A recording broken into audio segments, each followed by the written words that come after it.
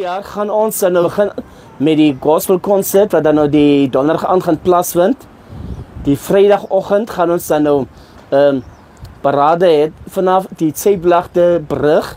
Dan gaan ons hierdie dorp beweeg tot dan nou by die Westdene skoolgronde.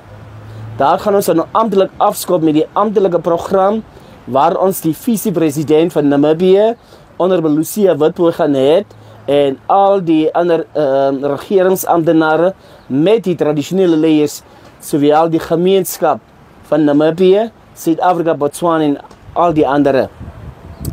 Onmiddellik na die amptelike opening gaan ons dan panel discussions hê wat gaan oor die taal homself, die Nama taal.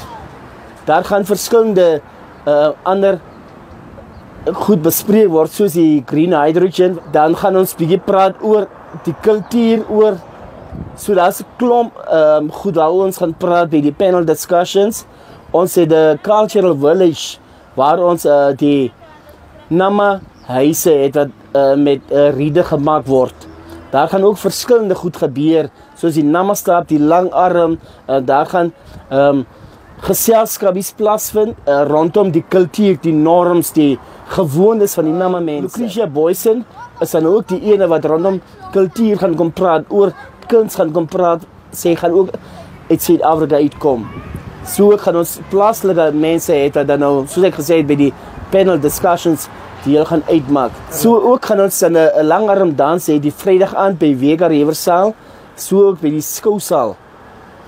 Saterdag sal ons voortgaan dan nou met die panel discussions, as ook met die aktiwiteite by die Cultural Village.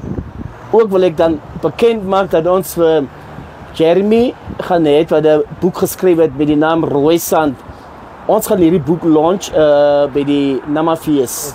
Daar gaan 'n tyd wees dat ons bietjie vir die Here gaan sê dankie by die Cultural Village, waar ons gaan 'n dank sessie gaan hê, dankgebed gaan hê by die Cultural Village, waar ons net vir die Here gaan sê dankie vir die reën. Dankie vir die mooi skap wat ons nou sal kan geniet by die Namafees, wat hierdie reën veroorsaak is. En ek glo nie dat mense boord gaan wees wanneer hulle by die fees gaan wees nie. Want daar gaan kultuurgroepe wees, daar gaan bands wees wat lekker musiek gaan maak en waar ons net onsself sal geniet.